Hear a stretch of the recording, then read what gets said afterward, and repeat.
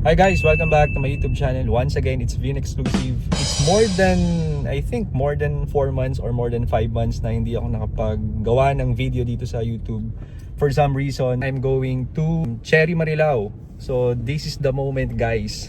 And yun nga, I actually sold na si Tigo 7 Pro few days ago. So today is November 6. So na-purchase siya nung October 31st. Ayun.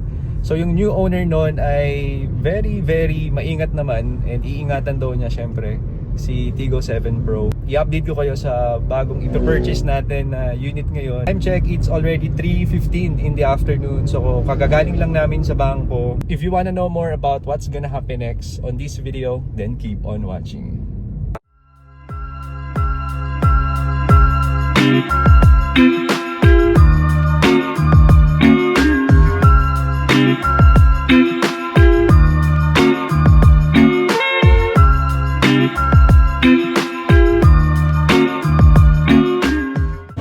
Hi guys, currently 3:45, so mababayad na tayo ngayon.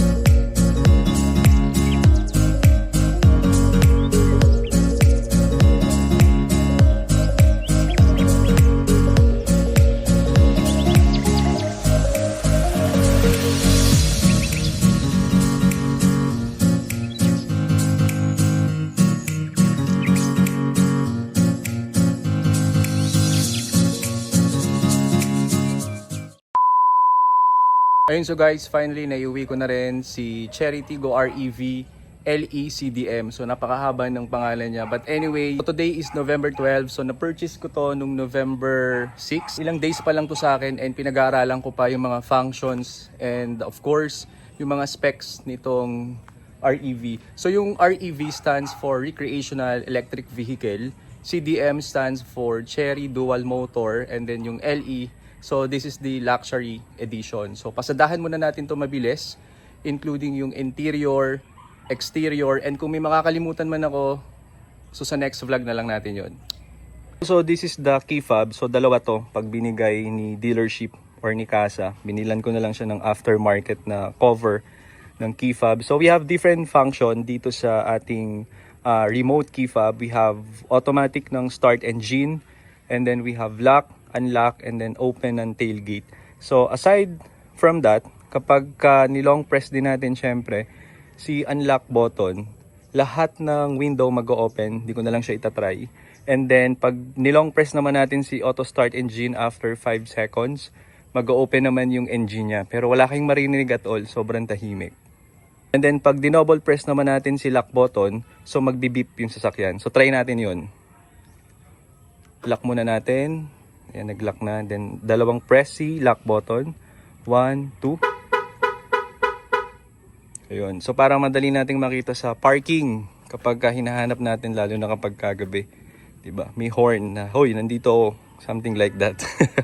So once again, this is the all-new 2026 Tigo REV Recreational Electric Vehicle sa 7-seater plug-in hybrid SUV. Siyempre, ang pinurchase ko pa rin na kulay ay kulay puti, since this is my favorite color pagdating sa sasakyan. It's either black or white lang. But in the Philippines, we have available colors which is white, black, and then the phantom gray.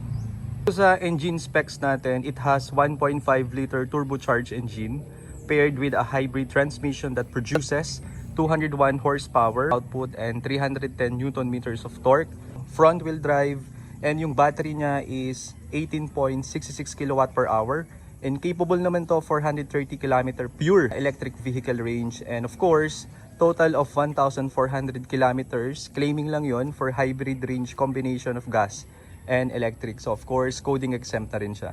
Fashion natin, so meron tayong glass na naka-cover dito sa may bandang emblem or sa logo ni Cherry, and iba na rin yung logo niya. This is way very modern. Sa lower part meron tayo ditong camera, and then we also have our sensors kasi may ADAS na to. This is LED projector headlight, And then may nakalagay na label na LED High Performance. Wala tayo ditong fog lamp. We only have yung ating DRL, daytime running light na nagiging sequential signal light. Ganda ng design, super futuristic, super modern. Meron tayong mga chrome accents, lower part na open for air intake. ADAS pala ay Advanced Driver Assistance System. So it features technologies that help with driving safety and convenience and include active systems like adaptive cruise control, automatic emergency braking, and passive system like lane departure warning and blind spot monitoring. Punta naman tayo dito sa sides. So we have our hidden door handle na tinatawag. It has a 200mm ground clearance. Have here our functional air dumps kasi wala tayong fog lamps. We have plastic fenders with chrome accents on the lower part. And then ang wheels natin ay 235 by 55, 18 inches two-tone aluminum alloy wheels. Ang ganda ng design, sobrang lakas maka luxury. All this brake na rin siya. Yung front ito is MacPherson and then yung rear is torsion beam. Yung body color side mirror is here with side camera and paddle lamp with turning signal light plus blind spot monitoring. Sa top, syempre, we have our panoramic sunroof and then shark fin antenna. Dito naman sa likod, makikita natin yung badge ng Chery and then yung Tigo REV. Yung EV is kulay blue. And then sa may kabilang side is CDM or the Chery Dual Motor. Third brake light, we also have our wiper defoggers and bar LED tail light. And of course, we have our working rear fog lamps. It has 4 sensors at the back, 1, 2, 3, 4, and then fake exhaust lang to, pero dalawa talaga yung exhaust niya. So pakita natin sa ilalim. Ayan, so 1 sa kabilang side and then 2. So ito ay dagdag na lang sa aesthetic look ni REV. Lock muna natin and then check natin yung interior features and then design and kung ano man pwede nating makita inside. Unlock. Right. So bukod sa nag-unfold yung ating side mirror, syempre yung ating hidden door handle. Ayan. So pull mo lang siya. Ayan. Ito sa side ng driver na door. So we have our buttons for automatic up and down ng windows. And then lock windows natin para ma-secure na walang mag-open, etc. and so on. We also have our tweeter unlock and unlock button for all the doors, and this one is a Sony brand, so we have total of 12 na Sony speakers inside. So ang ganda ng quality ng sound, yung bass.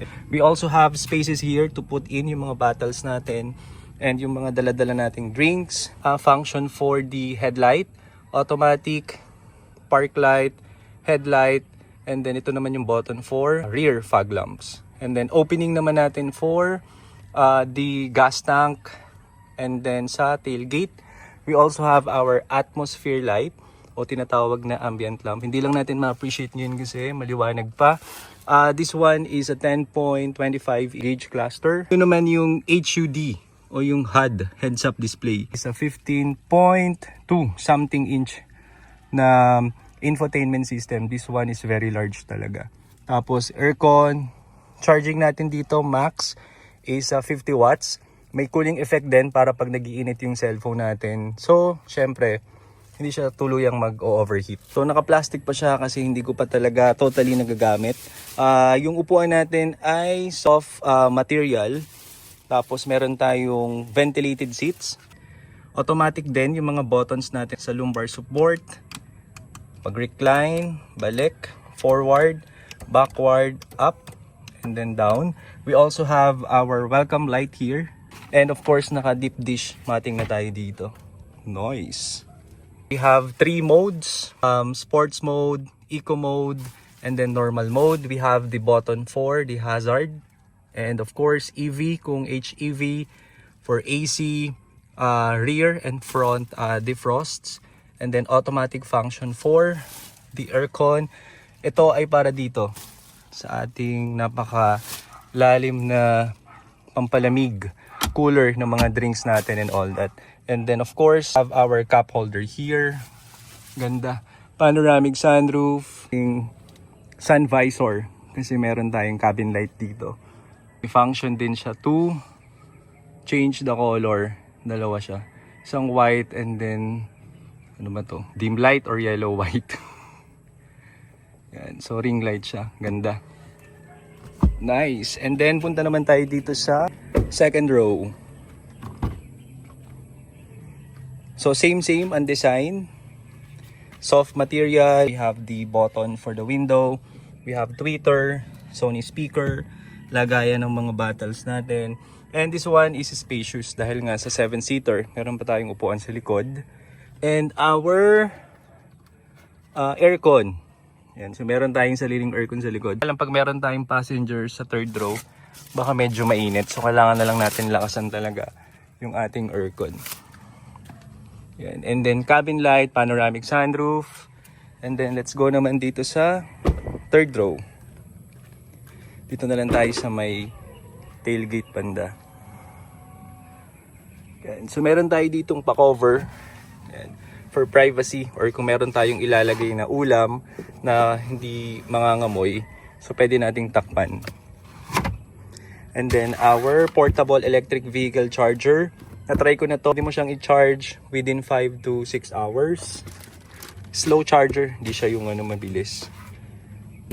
Tire inflator, umbrella, and then yung upuan na nakababa, so hindi ko pa siya nagagalaw. Hindi ko pa rin natatry mo po dito sa likodan. We also have 2 speakers. And then, close na natin.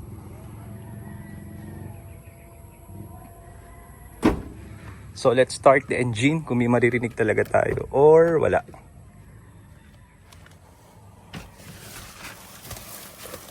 So, a lot are asking paano daw in-open kasi walang push start button or any button na pwede nating pindutin para mag-engage yung makina. Brake, mga 5 seconds.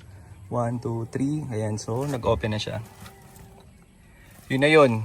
Nag-start na yan siya. Sobrang quiet. So we have our cabin light. Ayan. May kita nyo ba yung HUD? Yung heads-up display. Ayan yung heads-up display. Pwede natin itong palitan ng brightness. Kung mas maliwanag, pwede ring up and down. Depende kung saan kayo komportable. Then sa next video natin, saka na lang natin to i-check lahat. Yung function nito sa driver assistance, etc. Yan. So discuss natin to sa next vlog in detail kasi ngayon medyo nagmamadali din ako. Okay? Of course, I would like to shout out si Ma'am Carmela de los Santos, Cherry Auto Marilao, Ma'am Gladys Posas, lahat ng sales team, lahat ng staff ng Cherry Auto Marilao. Thank you so much. Cherry Auto Philippines, thank you. Kung gusto nyo rin mag-purchase ng Cherry unit, lalagay ko sa description box below yung contact details ni Ma'am Carmela de los Santos. Yun lang muna ang vlog natin for now. Thank you so much for watching. And of course, please don't forget to follow me on TikTok at Vinicolas de Vera. Subscribe on my YouTube channel para kahit walang kwenta ang araw nyo, ma-feel nyo pa rin na exclusive kayo. Babalikan ko kayo sa next vlog natin. Tackle naman natin yung mga safety features and then detailed na discussion dun sa pinaka-infotainment system, driver assistance, etc. and so on. Thank you so much for watching and see you on the next one.